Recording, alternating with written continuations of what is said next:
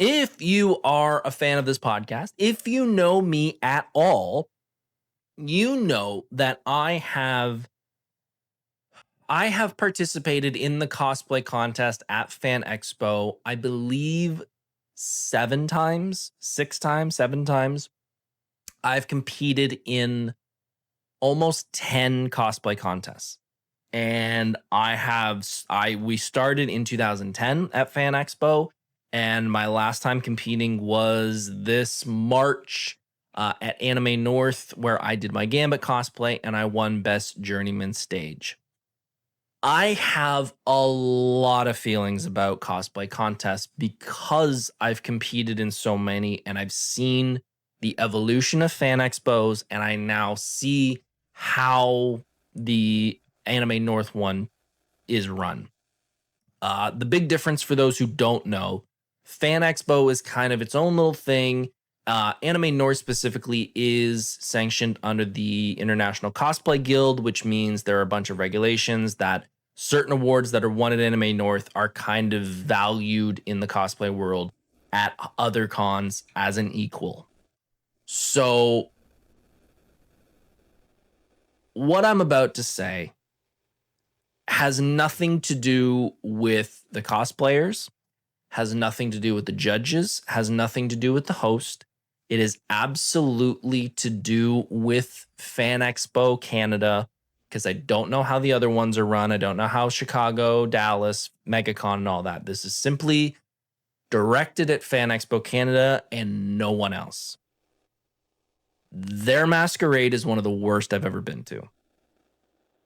And that is mainly because the amount of bank that con makes and the amount of the lack of things they put into that cosplay contest is astounding to me.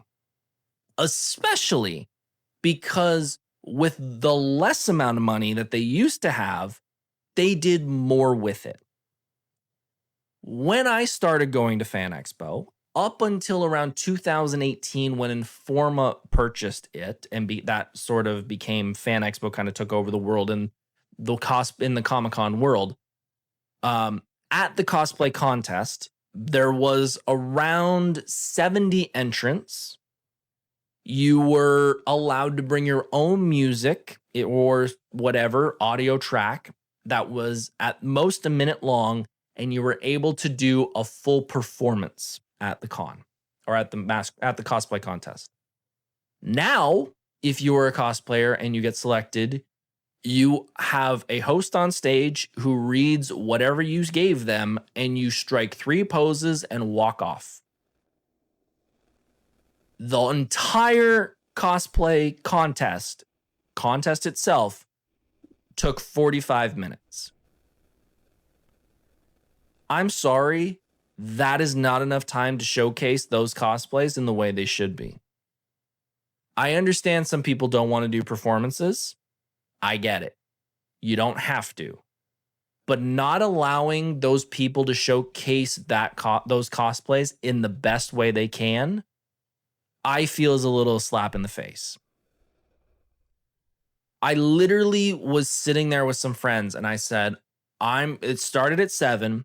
And I said, I got dinner reservations with friends at 8. I can be a little late, but I do not want to be stupid late. I was able to make it to the restaurant before they ordered drinks.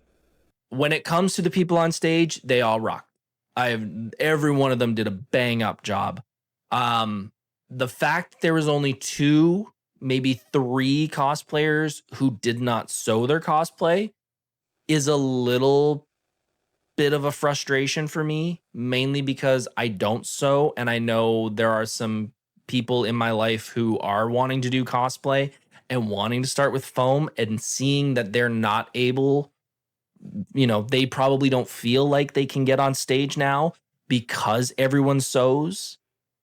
That was a little bit of upsetting to me. The new host, they had a new host this year. I think he did a fine job. I don't feel like he was able to give the individual contestants their moment to shine. I felt like he was kind of rushing. And if I have any idea of how the back end is usually run with this con, he probably was rushed. Overall, I'm just always frustrated with this con when it comes to their cosplay contest, mostly because at a con like Anime North, that con has like 80 contestants. You get to do the full performance if you want. You don't have to. And they have a shite ton of awards and a shite ton specifically for novice cosplayers to get them motivated to keep cosplaying. This one kind of just has novice, journeyman, master, and judges awards, and one other one. I think that's the fan one this year. Anime North, almost pretty much half of the novices will get awards just to get them motivated to keep going. I'm not, I work Anime North. I have cosplayed at Anime North, and I know I don't want to feel like I'm just kissing their butt because they do a great job. Like they really do a great job, and you really feel appreciated as a cosplayer, and you feel like part of the show when you're a cosplayer there.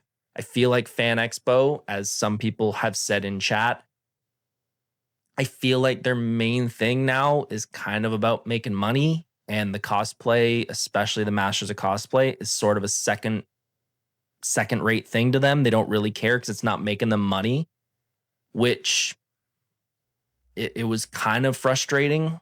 And by the way, I will compete at this Masters of Cosplay again if I get accepted. I'm not saying I'm never going to do it. It is still the biggest cosplay contest in the country.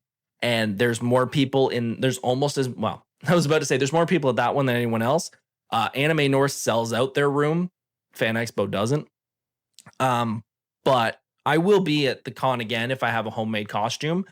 I would love to, again, I don't want to say that I know best and I know the best way to run this con, but I would love to talk to somebody in the back end and understand the reasoning behind it.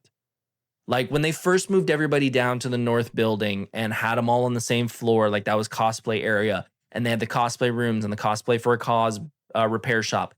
And I was like, okay, if you're going to make like a whole floor cosplay, okay, I can dig that. I can dig where you're like, okay, you guys need a whole floor to sort of hang out.